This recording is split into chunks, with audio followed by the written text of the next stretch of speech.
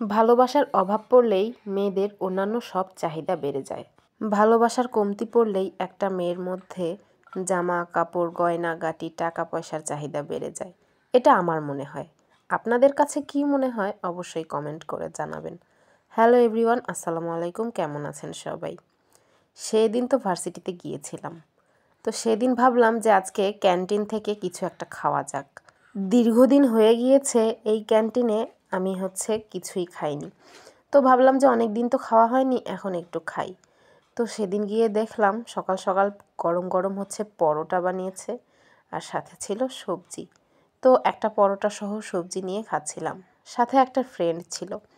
তো আমরা দুই বান্ধবী মিলে খাচ্ছিলাম। খাওয়া শেষ করে ভাবলাম যে একটু কফি খাই। সকাল সকাল সেদিন একটু ঠান্ডা পড়েছিল। এবছর কিন্তু শীত অন্যান্য বছরের তুলনায় অনেক কম, তবে সেদিনই একটু যা ঠান্ডা পড়েছিল। তো ভাবলাম এই ঠান্ডা একটু গরম গরম কফি খাওয়া যাক। এরপর ক্লাস শেষ করে বাসায় আসার আগ দিয়ে ফুচকা খাচ্ছিলাম। এই সেই ছোট্ট ভাইরাল ফুচকা, কি যে ভালো লাগে এটা খেতে, বলার মতো না, অনেক টেস্টি। তারপর ভাবলাম যে ঝালমুড়িও খাই। তো আমরা দুই বান্ধবী ছিলাম, দুইজনই ফুচকা খেলাম, এরপর আবার ঝালমুড়ি মাখিয়ে নিলাম। তো এই তো দুইজন মিলে ঝালমুড়ি খাওয়ার পরে আবার পেয়ারা মাখা নিলাম। তারপর দুইজন মিলে পেয়ারা মাখাটাও খেলাম, অনেক মজা ছিল। এই পেয়ারা মাখাতে সেদিন সম্ভবত তেঁতুলের টক দিয়েছিল, যার কারণে মজা হয়েছিল বেশি। আর বাসায় আসার পরে দেখি মামুনি তালের বড়া বানিয়েছিল। সেই যে তাল যখন বের হয়েছিল তখন অনেকগুলো রস করে ডিপ ফ্রিজে রেখে দিয়েছিল। তো সেই রসগুলো বের করেই আর কি তালের বড়া বানিয়েছিল। তো এখান থেকেও কয়েকটা খেয়ে নিলাম। আর তারপর দীর্ঘ 5 বছর পর ঢাকার উদ্দেশ্যে রওনা দিয়েছিলাম। গত 5 বছরে আর যাওয়া হয়নি, আসলে প্রয়োজন ছাড়া যাওয়া হয় না। তো এবার একটু প্রয়োজনেই গিয়েছিলাম, মাত্র 2 দিনের জন্য। ভার্সিটি শেষ করে তারপরে বিকালের বাসে গিয়েছিলাম।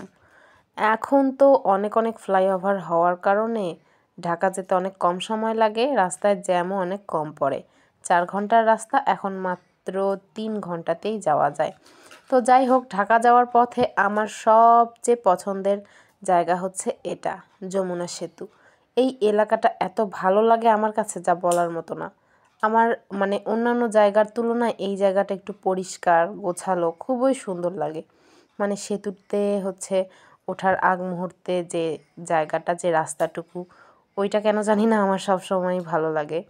তো এই তো অনেক দিন পর যমুনা সেতু ক্রস করছি, ভালোই লাগলো। আর ঢাকাতে গিয়েছিলাম বড় আপুর বাসায় একটা কাজের কারণে। তো সাথে রোদসী ছিল। তো আমরা 2 বোন মিলেই গিয়েছিলাম, বেশি দিনের জন্য না, মাত্র 2 দিনের জন্য গিয়েছিলাম। আজকের ভিডিওটা এখানেই শেষ করছি। ভালো থাকবেন সবাই, আল্লাহ হাফেজ।